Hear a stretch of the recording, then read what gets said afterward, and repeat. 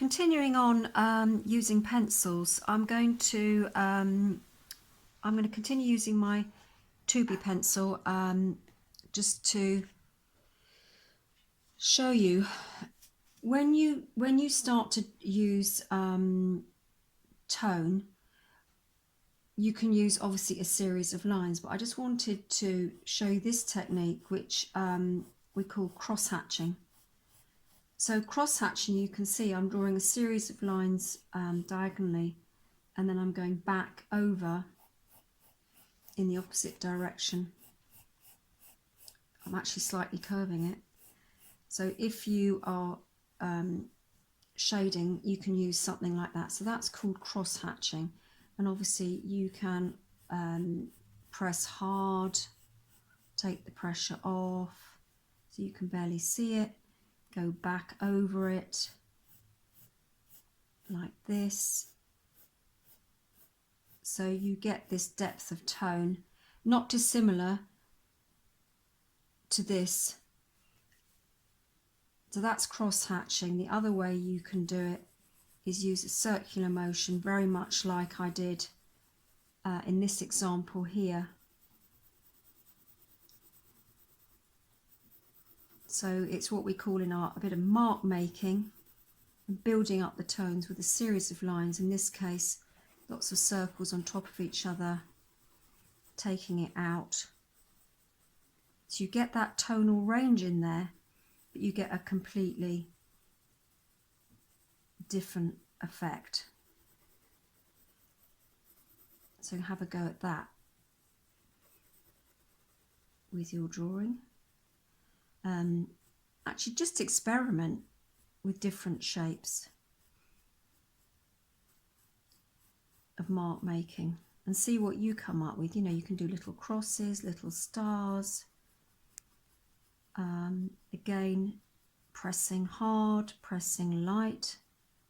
This is quite a good one if you're drawing texture, like if you're doing an animal fur, and this is quite a good one to use. So have a little play with this is sort of mark making, using a series of lines to create different textures, little dots, building up quite a heavy range here, and then taking the pressure off there a little bit, so there's more white paper showing. Quite nice if you're doing skies. Again, you can go back over.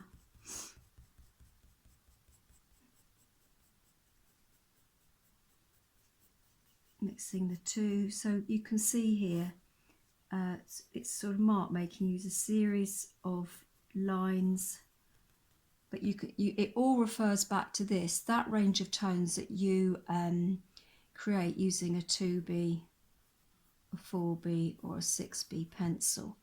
You can see here, there's my 2B. If I put my 4B in, you can buy sets of pencils or you can just buy them singly. That's my 4B there, and then this is my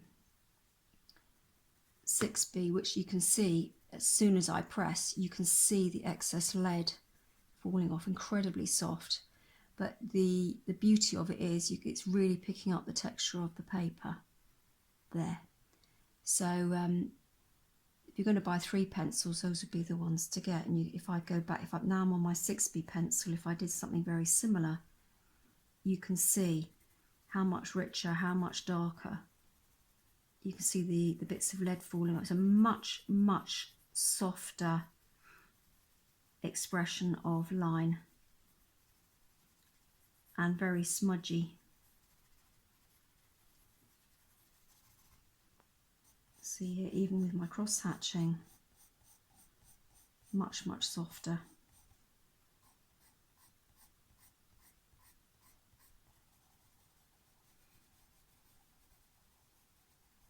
Try and get the hang and get the technique of using this pencil like this, rather than using I know some people are taught to create tone just by putting their finger in it and smudging it all around.